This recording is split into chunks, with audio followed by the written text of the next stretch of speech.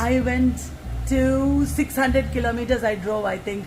I went to Kochi, I went to Thrissur, I went to Kodingalur. It was amazing. I went through all the small villages.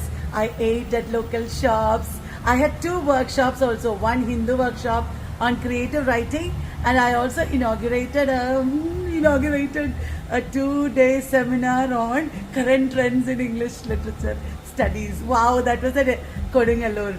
It was so beautiful. Girls, we should all go on solo trips like this.